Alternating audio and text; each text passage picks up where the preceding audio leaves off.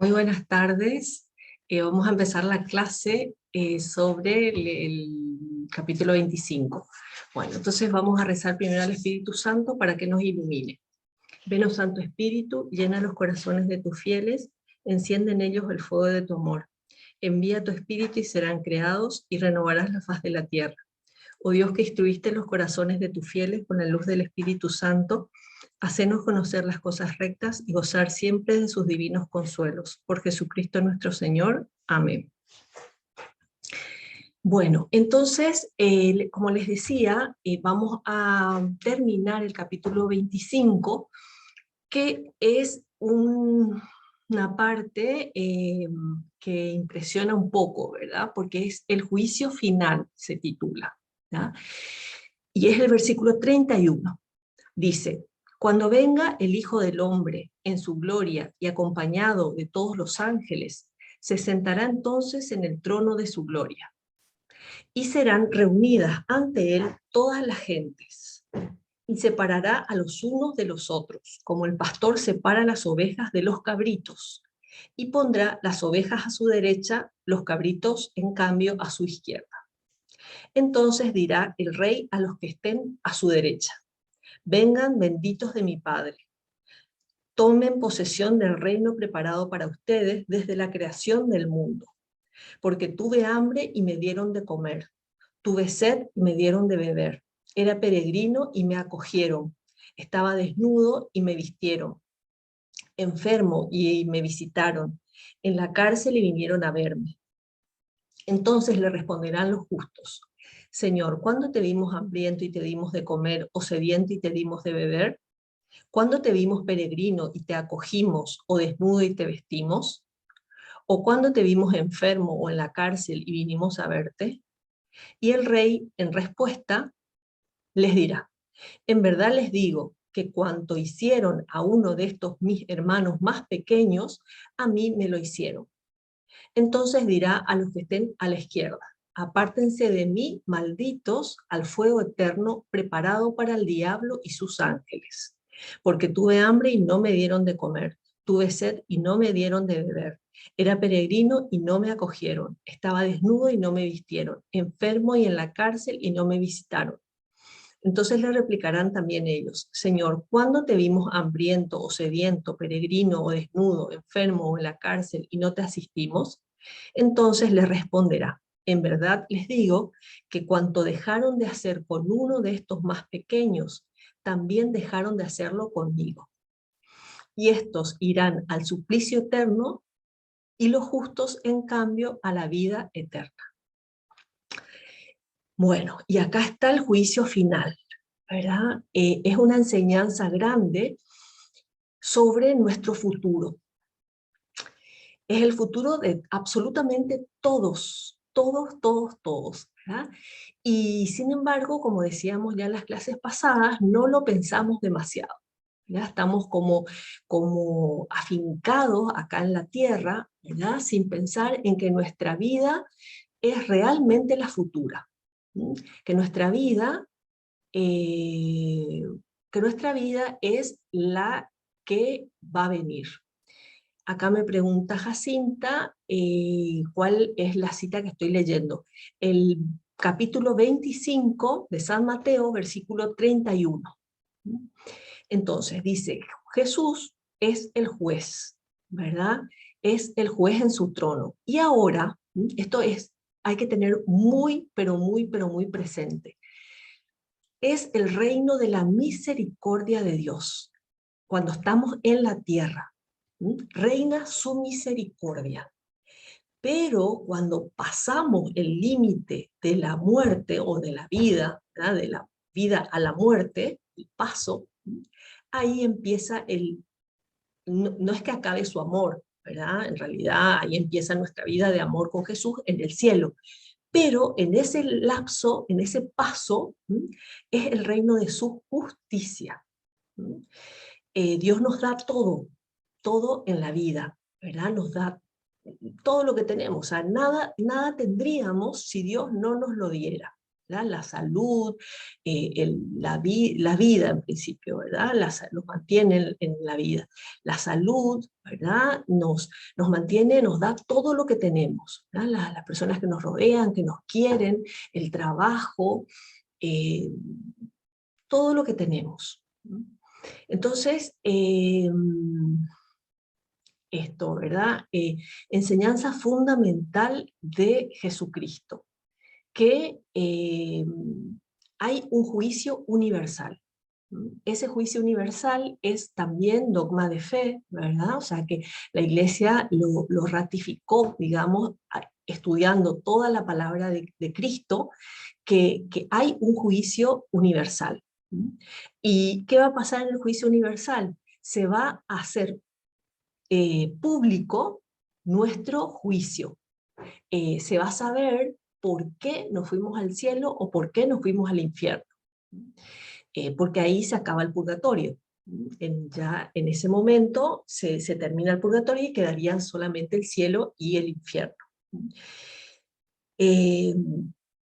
Esa decisión, más que decisión, esa situación en la que queda nuestra alma cuando nos morimos, es la que se produce en el juicio particular, ¿verdad?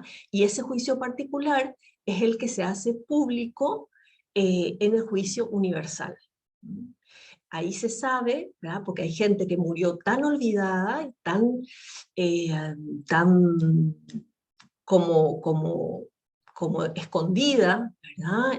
Sin saber, sin que la gente supiera realmente lo que hizo por los demás, y ahí en el juicio se va a saber, ¿verdad? Y al revés, mucha gente que en la vida, en la tierra, parecía que era muy buena, o que, no que parecía que era muy buena, sino que hacía cosas malas, pero no tenía su castigo, ¿verdad? Entonces, en la vida, en el juicio universal, se va a saber, ¿verdad? Esta persona hizo esto, esto, cada cosa que hizo, ¿verdad? O sea, no es así en general, ¿verdad? Sino que bien particular. Bueno, entonces, existencia del juicio universal.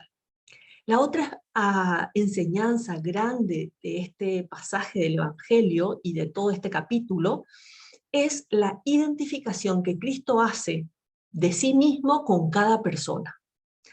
Jesús se identifica con cada persona, por eso está el amar al prójimo como Dios los ama. Y eso es lo más difícil de la vida cristiana.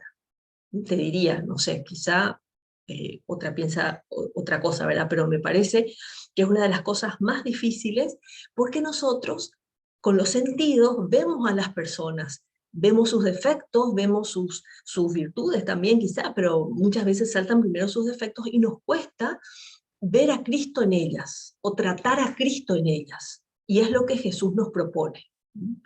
Identificación que Cristo hace de sí mismo con cada persona. Es la segunda gran enseñanza de este Evangelio, de este capítulo. Y la tercera es la realidad de que hay un suplicio eterno y una dicha eterna, ¿verdad? Eso lo dice claramente, que pone a un costado, a la izquierda, a la derecha, a cada uno a la derecha los justos y a la izquierda los, ¿cómo le dice Jesús? No sé cómo dice en realidad, no me acuerdo, pero los que se portaron mal, ¿verdad? Los que hicieron el mal.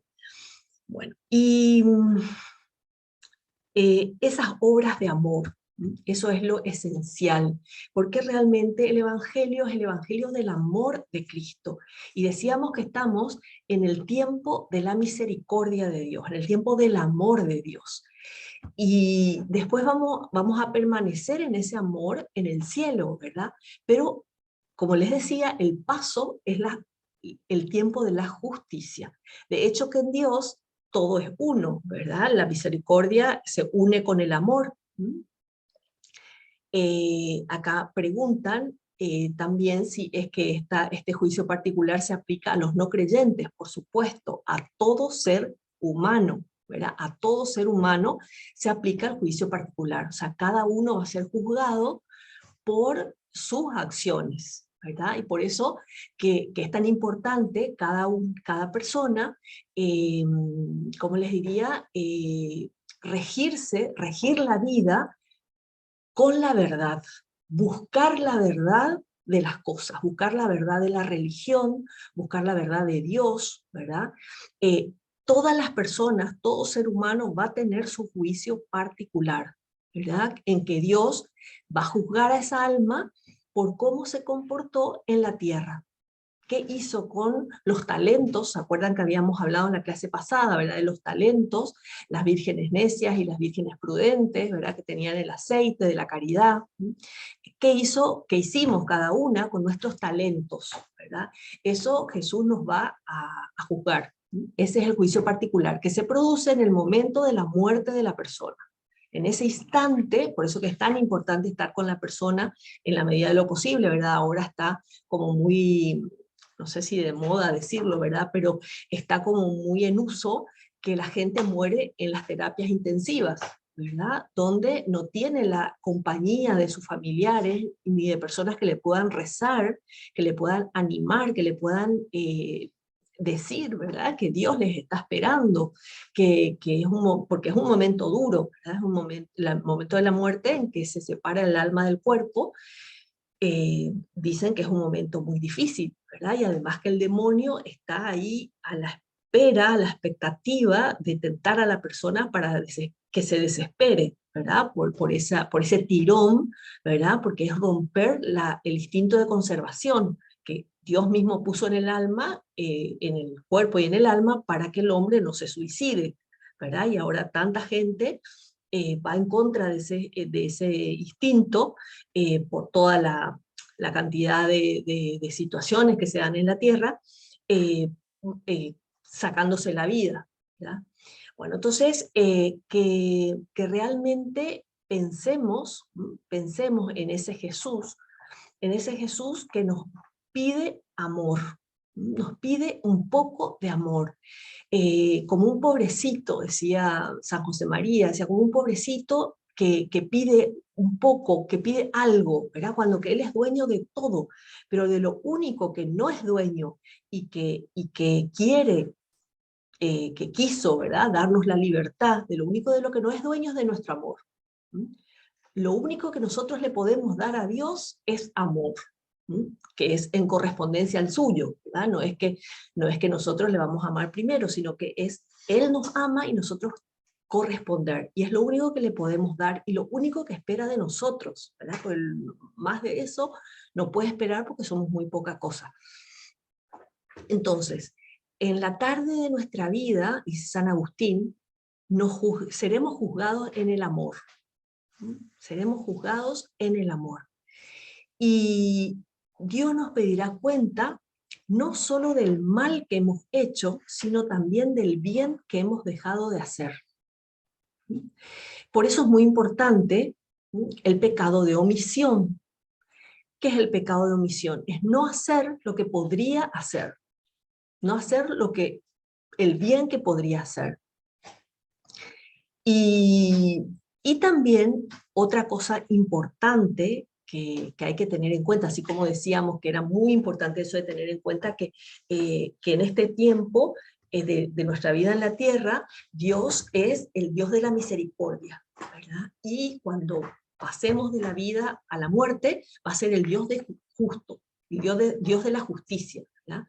Entonces, seremos juzgados por el amor, ¿sí? Por el amor que vivimos.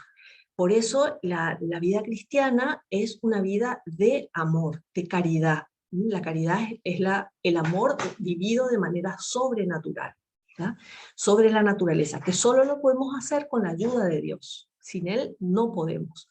Entonces, la otra idea importante es esta, ¿verdad? Que decíamos ya que era una enseñanza de este capítulo, que es que que Jesús se identifica con cada persona que existe, ¿verdad? Por eso es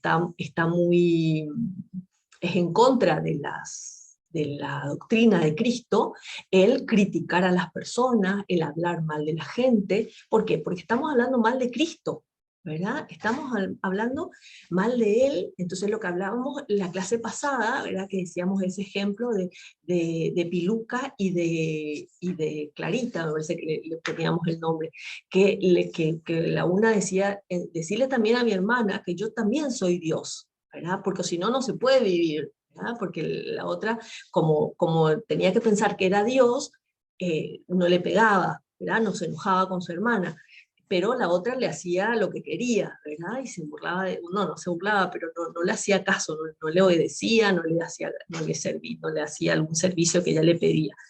Bueno, entonces dígale a ella que también yo soy Dios, ¿verdad? Entonces cada persona, y eso como cristianos es muy, muy importante que tengamos en cuenta, porque también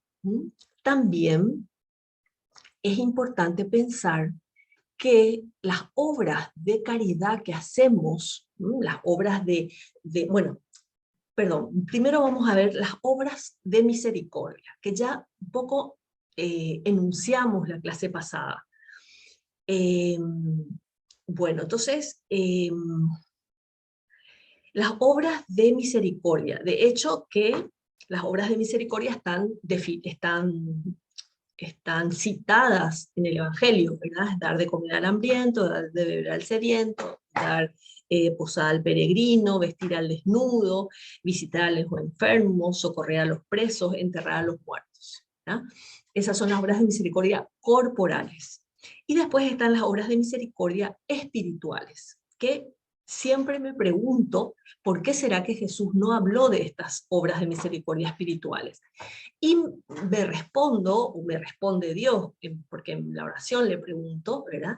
Me responde Dios que bueno, porque si Él habla de las corporales, que pueden no ser tan importantes como las espirituales, quiere decir que las espirituales son mucho más importantes, ¿verdad? O sea, que si las materiales o corporales son importantes, lo son mucho más las espirituales. Entonces, ¿cuáles son las espirituales?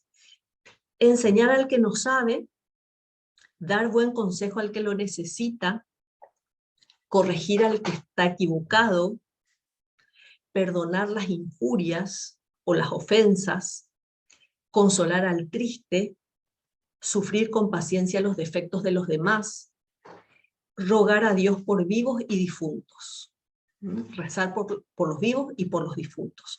Bueno, entonces estas son las obras de misericordia espirituales que las podemos vivir muchas veces en nuestra vida, en cada día, cada semana, cada mes, ¿verdad? Podemos vivir estas obras muchas veces.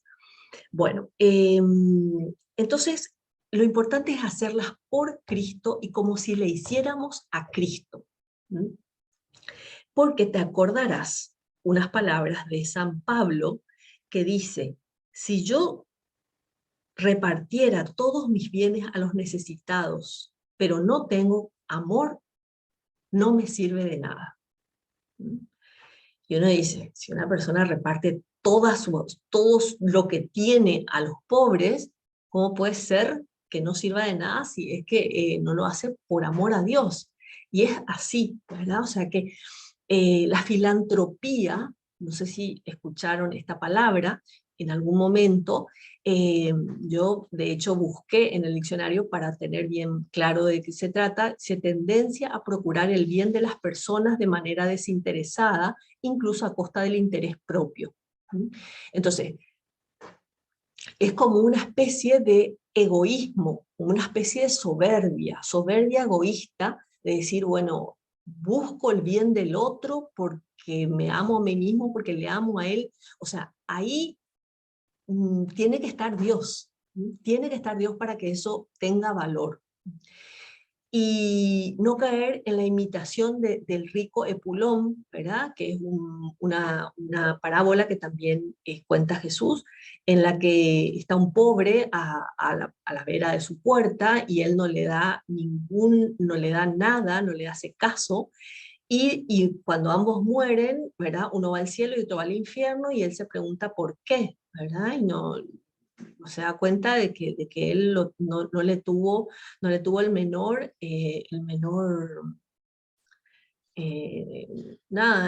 compasión, ¿verdad? Entonces, ojo con los ancianos abandonados, Ahora el Papa Francisco está hablando mucho de los ancianos a raíz de no sé qué cosa que organizó, ¿verdad? Porque se pasa organizando cosas lindísimas para animar a la gente a vivir mejor, ¿verdad?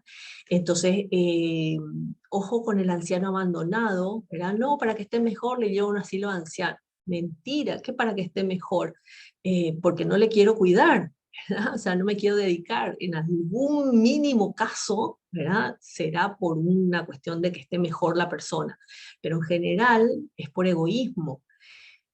Los trabajadores extranjeros, ahora que tenemos muchos venezolanos, ¿verdad? Sobre todo, o de otras nacionalidades, ¿verdad? Atender también, eso, atenderlos, cuidarlos, servirlos, escucharlos. Niños abandonados, ni hablemos, ¿verdad? O sea, los niños abandonados es una, un pecado que clama al cielo, ¿verdad?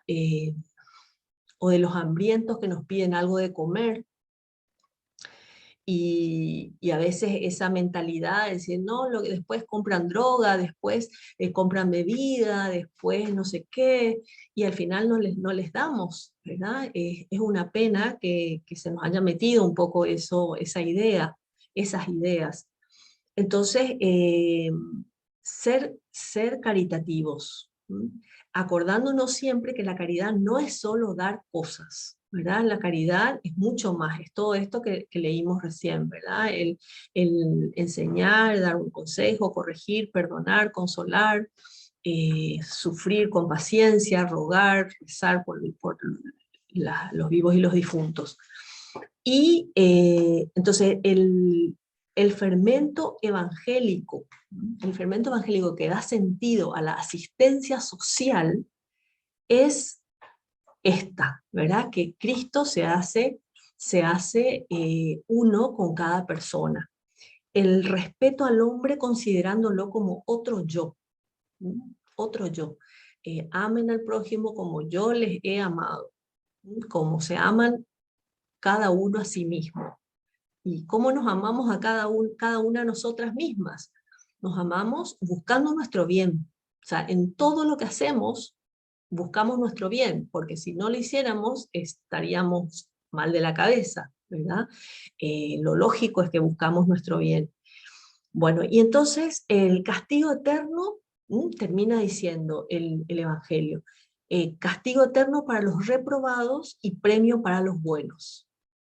Todos resucitarán con sus propios cuerpos para recibir castigo o gloria. Eso también es importante tener claro, ¿verdad? El que vamos a resucitar luego del juicio universal, ¿verdad? Vamos a resucitar con el cuerpo para que el cuerpo también, porque con el cuerpo le honramos a Dios o le ofendimos, ¿verdad? Entonces, para que el cuerpo tenga la suficiente, no suficiente, para que tenga también el honor, la gloria, la dicha, y para que tenga el castigo, ¿verdad? También el castigo en caso de que haya ofendido a Dios con mi cuerpo también, ¿verdad? Bueno, y hablando un poquitito en lo que nos queda de tiempo, que ya es poco, sobre el cielo, sobre todo sobre el cielo, ¿verdad? Porque es a lo que estamos llamados.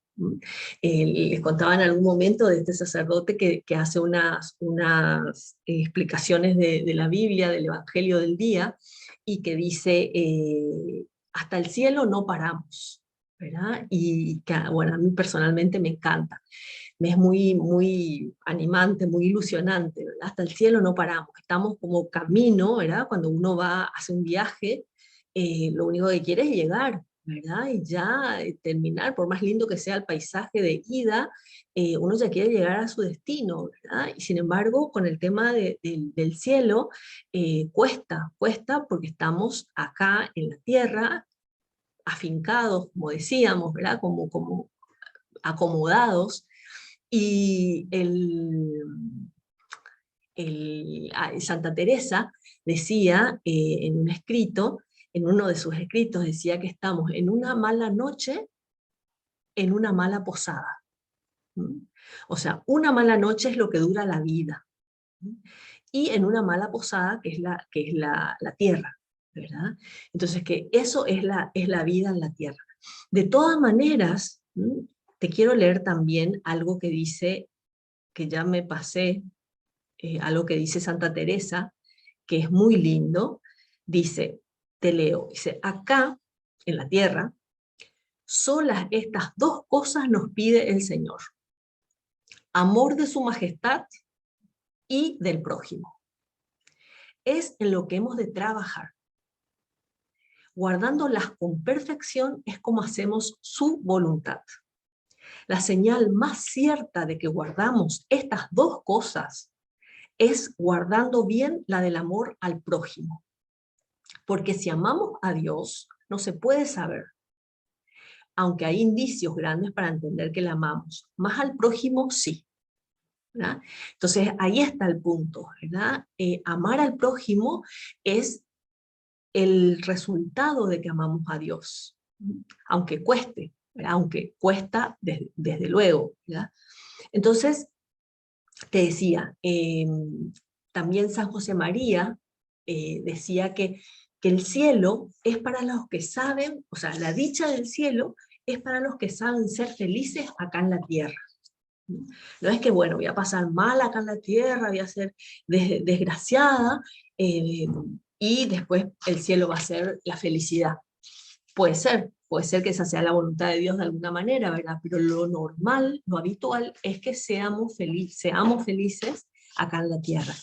Y te leo también, te cuento de una anécdota muy linda que hace relación a esto, que dice que el marido de una baronesa en Francia, dice que no practicaba la religión para nada. Ella sí, ¿verdad? Ella rezaba mucho, y rezaba además para que se convirtiera su marido, porque le dolía mucho que su marido no practicara. Y también porque sabía que se podía morir en cualquier momento porque tenía problemas del corazón. Entonces, pasaba que esta señora tenía la costumbre de adornar una imagen de la Virgen, ¿verdad? Como una fotografía de la Virgen que tenía en la casa. Y el que le cortaba las flores para adornar ese cuadro, esa imagen, era su marido. Dice, él se encargaba de cortarle las flores a su esposa, aunque no le importaba para qué las usaba, ¿verdad? O sea, él le cortaba las flores, ¿verdad? Entonces, efectivamente, el marido murió de manera repentina y sin poder recibir ningún sacramento. Entonces la señora, la esposa, se quedó sumamente afligida, ¿ah? Muy apenada, por el alma de su marido. O sea, no sabía, pero como no había podido tener ese consuelo, ¿verdad? Entonces, en una ocasión, pudo ir a Ars, ¿verdad? Que es este pueblito de Francia, donde estaba el santo cura de Ars, que es San Juan María Vianney, que era un sacerdote muy, muy piadoso, muy amante de Dios, que confesaba, y la gente pasaba días esperando para confesarse con él, ¿verdad? Confesaba, no sé, 70, 80 personas durante el día, y se pasaba en el confesionario, no salía de ahí hasta que se confiese todo el mundo, y apenas comía. Entonces era un sacerdote muy santo que además se daba cuenta, como que leía la mente, digamos, o sea, se daba cuenta de lo que le pasaba a las personas. Entonces esta mujer se fue a verle a Juan María Vianney, y no le conocía de nada, solo sabía de él, ¿verdad? Entonces, en cuanto el sacerdote vio a esta mujer, advirtió su tristeza e inmediatamente le dijo: ¿se ha olvidado usted de los ramos de flores que su marido ofrecía a la Virgen? Solo eso le dijo, ¿verdad? O sea, cómo se ve que Dios, a través de este sacerdote, hizo que le quiso decir a ella que se acordara que su marido le cortaba las flores para llevar a la Virgen. La Virgen es una madre, la más madre, y no se olvida de nada que hagamos en la vida por ella, aunque sea poco y con pereza. Como todas las madres, se contenta con nada. No dejemos de tener algún detalle cada día, por pequeño que sea, con ella, ¿verdad? Entonces, qué lindo, ¿verdad? Qué lindo tener detalles y hacer más cosas que este hombre que le cortaba las flores para que su esposa le pusiera a la Virgen, ¿verdad? Nosotras podemos hacer mucho más que eso, ¿verdad? Rezar el rosario, rezar oraciones, las que sean, ¿verdad? Hablar con ella, hablar con Dios. Bueno, y esto, ¿verdad? Entonces, prepararnos, estar muy bien preparadas. Acá tengo una, igual se acaba el tiempo, no quiero tampoco abusar de la atención de ustedes, ¿verdad? Un escrito precioso de un hombre que le detectaron un cáncer, ¿verdad? Y entonces él, en lugar de desesperarse, era un buen hijo de Dios, que le trataba y le quería, en lugar de desesperarse, lo que hizo fue decir, es el comienzo del fin. Si yo siempre quise saber de qué me voy a morir, cómo me voy a morir y cuándo me voy a morir, ahora ya sé de qué. Ya tengo la respuesta de la primera pregunta, ¿verdad? Ahora me falta solo saber las otras dos. Pero bueno, y se prepara, ¿verdad? Un hijo le regala un libro que se llama Cómo vivir en paz y le ayuda muchísimo y se va preparando, ¿verdad? Entonces él ve como esa enfermedad como un tiempo de preparación, que lo es, ¿verdad? O sea, de hecho. Bueno, y realmente me estaba olvidando, pero esto era lo que les quería leer, una explicación que dice acá, a cualquier cristiano que le preguntes qué quiere en la vida, te dirá que quiere ir al cielo. Ojalá esa sea tu respuesta y la mía si nos preguntaran esto, ¿verdad? ¿Qué quieres en la vida? Llegar al cielo. Pero hay dos formas de entender esta frase. Una forma equivocada y una forma correcta. La forma equivocada es, quiero ir al cielo, es decir, quiero salvarme para no sufrir y por lo tanto quiero no hacer cosas malas. Para esto, ser cristiano consiste en saber qué cosas son pecado y luchar por no hacer nada de lo que está prohibido. Para quien entiende así la vida del cristiano, el camino al cielo es un rollo, es aburridísimo, ¿verdad? Esa es la forma equivocada. Y la forma correcta es, quiero ir al cielo, sí, porque quiero unirme a Dios. Y por tanto aprovechar esta vida para ir aprendiendo y esforzándome para amar a Dios y a los demás, y a este mundo bueno que Dios hizo. Ser cristiano consiste entonces en saber que la vida es corta y que hay muchas personas a las que ayudar, y un mundo que cambiar para que los hombres seamos felices o más felices, y para que Dios reine en el mundo. Para quien entiende así la vida del cristiano, el camino al cielo es apasionante, ¿verdad? Entonces son dos formas, una correcta y una incorrecta, ¿verdad? Que tienen su parecido, ¿verdad? Pero una es apasionante porque es encontrarse con Dios, amar a Dios, ¿verdad? Amándole acá en la tierra, porque de hecho el cielo es como una conclusión de la vida de amor a Dios acá en la tierra que se consuma, digamos, o que se hace total en el cielo, ¿verdad? Ese es el proceso tiene que ser el proceso de la vida de un cristiano, ¿verdad? O sea, amar a Dios tanto acá en la tierra para después vivir con Él en el cielo. Bueno, y esto es lo que les quería contar hoy, así que espero que nos sirva, de hecho nos sirve a todas, ¿verdad? Recordar estas verdades y ir incluyéndolas e ir haciendo examen sobre cómo vivirlas mejor.